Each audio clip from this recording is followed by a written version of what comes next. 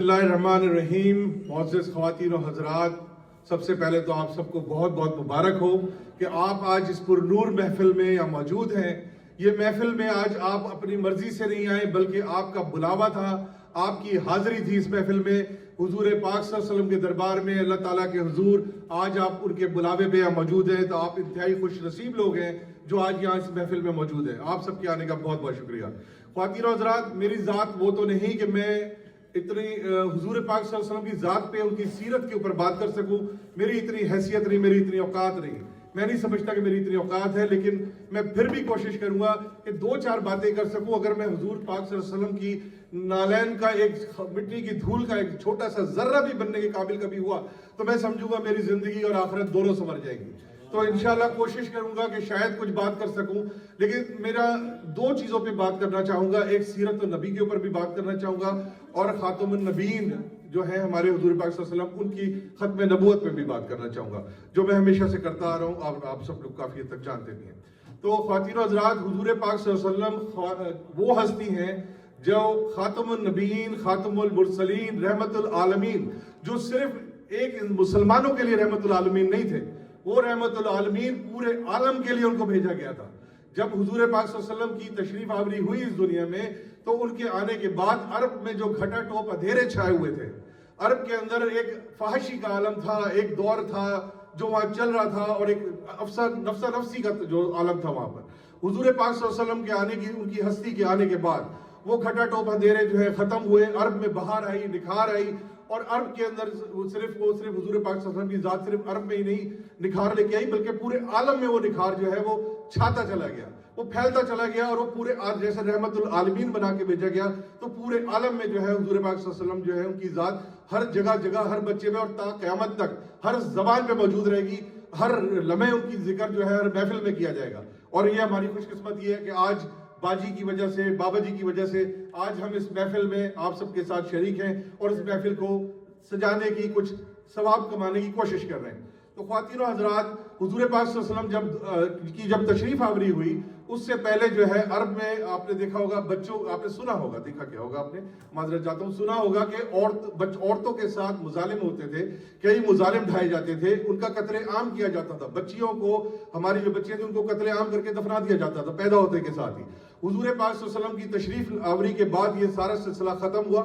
वो सारी चीज़ें जो वहाँ नाजायज़ हुआ करती थी, वो तमाम चीज़ें ख़त्म की गई, और हुजूर पाक सल्लल्लाहु अलैहि वसल्लम की सीरत ही थी जिसने आज पूरी दुनिया में अपना एक किरदार रखा। और वहाँ पे ऑक्सफोर्ड यूनिवर्सिटी के अंदर अगर आप जाएं, तो ऑक्सफोर्ड यूनिवर्सिटी में जो 10 मोतबर तरीन जो लोग हैं, जिनका नाम लिखा गया है, जो हकीकत में जिनके बारे में बयान किया गया कि ये एक सच्चे और हकीकत पसंद लोग थे, उनमें सबसे नंबर 1 पहली पोजीशन पे नाम है, वो हज़रत मोहम्मद मुस्तफ़ा सल्लल्लाहु अलैहि वसल्लम का वहाँ मौजूद है। तो ये अल्हम्दुलिल्लाह अल्लाह ताला का बड़ा करम है, उनकी ज़ात जो है वो हमारे लिए आई। तो हज़रत आदम अलैहिस्सलाम जो हैं, जब उन्होंने दुनिया में उनको भेजा गया, वो एक अल्लाह ताला का सिलसिला था कायनात को आगे बढ़ाने का, मगर वो उसमें एक सज़ा के तौर पे भी उनको दुनिया में उतारा गया था, क्योंकि उन्होंने कुछ ऐसा सिलसिला किया जो अल्लाह ताला ने जिसके लिए मना फरमाया था।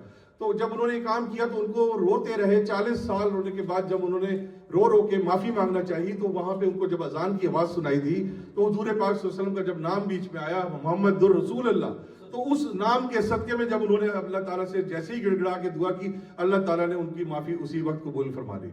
ये हमारे हुजूर पाक सल्लल्लाहु अलैहि वसल्लम का जो हस्ती थी, वो ये दुनिया, ये आलम, उससे साबित हुआ कि आलम क्रिएट ही उनके लिए होना था।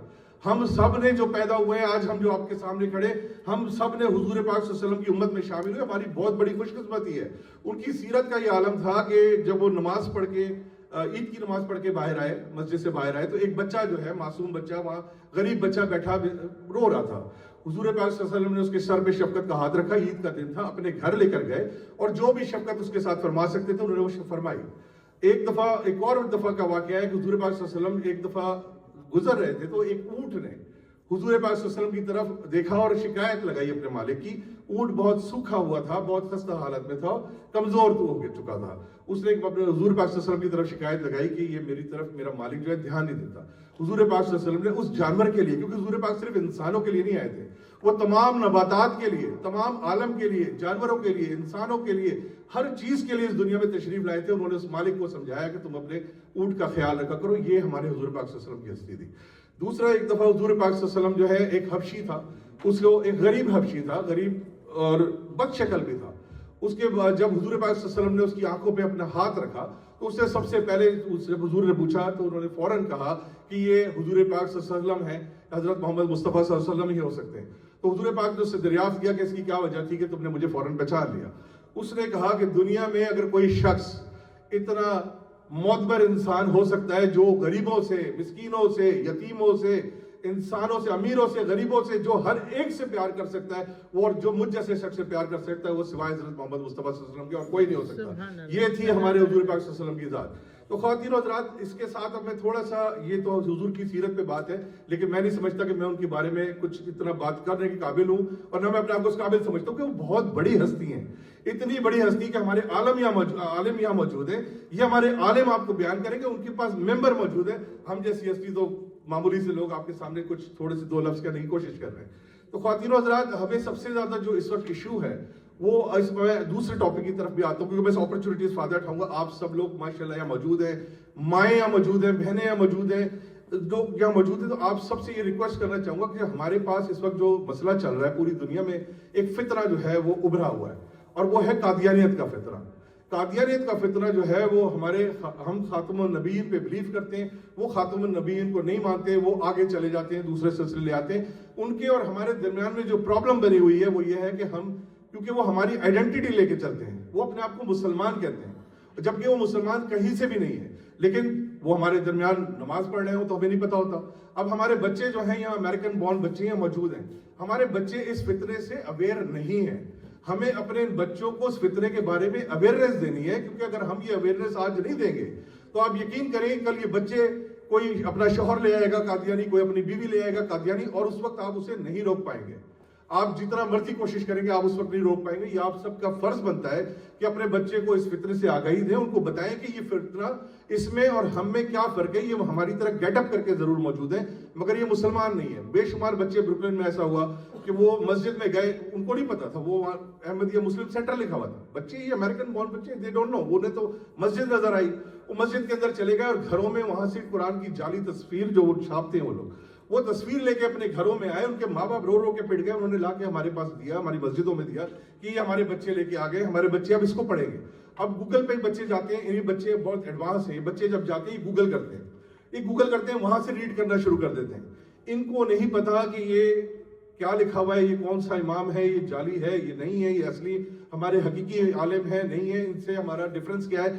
وہ قرآن دیکھتے ہیں, اس کو قرآن کی طرح ہی چھپا ہوتا ہے, سیم ایز اٹ از, وہ اسی طرح سے آپ کو اس کی جلد نظر آ رہی ہوتی ہے. تو یہ فتنہ ہمارا بہت زیادہ بڑھتا جا رہا ہے. آپ سب سے درخواست ہے اپنے بچوں کو اس بارے میں ضرور اویئرنیس کیجیے. جتنی مائیں بیٹھی ہیں, جتنی بہنیں بیٹھی ہیں, ان کا فرض بنتا ہے اپنے بچوں کو اس بارے میں آگاہی دیجیے, کیونکہ آپ سب وہ رسپانسبل خاتون ہیں جن کی وجہ سے بچے کل گرو اپ ہو کے کہیں سے کہیں انشاءاللہ تعالیٰ پہنچیں گے, آپ کی تربیت سے پہنچیں گے.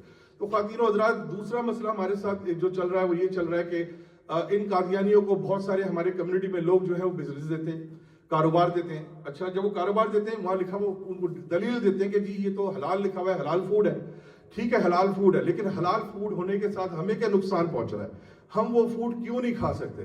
کیونکہ ہر قادیانی کا ہر ایک پورشن جو ہے, ایک حصہ جو اس کی کمائی کا حصہ ہے, وہ ان کے اس میں جاتا ہے, جو ان کا وہاں پہ لندن میں ان کا جو مین ہیڈ آفس ہے, وہ ہر قادیانی کا اوت ہوتا ہے.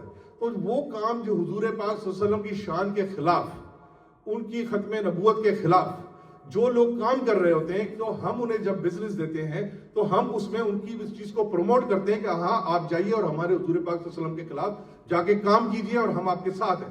تو ہمیں وہ کھانا کسی صورت بھی نہ ہم پہ زیب دیتا ہے, نہ ہم پہ بنتا ہے, اور نہ ہم ایز اے مسلم اس کھانے کو سپورٹ کر سکتے ہیں. بے شمار لوگ ہماری کمیونٹی میں بیٹھے ہوتے ہیں, منگاتے ہیں, بہت سارے لوگ ہیں کھانے منگاتے ہیں, وہ سستا کھانا دیتے ہیں, ڈیکوریشن اچھی کرتے ہیں, لوگوں کو فری کھانا مل جاتا ہے, لوگ بڑے خوش ہوتے ہیں کہ ہمیں کھانا مل رہا ہے, اور اس کے اوپر جو ہے وہ یہ سارے سلسلے اپنی قادیانیت کے بڑھاتے چلے جا رہے ہیں. ہمارے آفیشلز جو ہیں ان کو سپورٹ کرتے چلے جا رہے ہیں. ہم نے بے شمار آرٹیکلز لکھے ہیں, بے شمار آواز اٹھائی ہے اس کے بارے میں, بے شمار لکھ کے ہمارے ساتھ بہت ساری چیزیں زیادتی بھی ہوئی اس چیز کے اوپر. ہمارے کتے بلوں کے فیس بنا کے ان کتے بلوں کے اوپر ہمارے فیس لگائے گئے. آپ گوگل کیجئے, یوٹیوب کیجئے, آپ کو ہمارے کتے بلوں کے اوپر چہرے ملیں گے. کیوں ملیں گے؟ کیونکہ ہم نے اسلام کے لیے کوشش کی, اسلام کے لیے اپنی حق کی آواز اٹھانا چاہیے. تو آج اس اپرچونٹی کو فائدہ اٹھاتے ہوئے میں آپ سب سے, یہ موضوع نہیں تھا آج کا, نہ باجی جی کو پتا تھا نہ باجی کو پتا تھا کہ میں اس موضوع پہ گفتگو کرنے والا ہوں, کوئی بھی نہیں جانتا تھا, لیکن میں حضور پاک صلی اللہ علیہ وسلم کی شان میں جو کوئی بھی گستاخی کرے گا میں ہر اس پلیٹ فارم پہ کوشش کروں گا اپنی آواز کو بلند کروں, آپ سب سے درخواست کروں, یہ میرا فرض تھا. امید ہے آپ سب لوگ اس پہ توجہ فرمائیں گے اس موضوع پہ, اور آپ سب کی سماعتوں کا آپ سب کا بہت بہت شکریہ. جزاک اللہ خیر. السلام علیکم.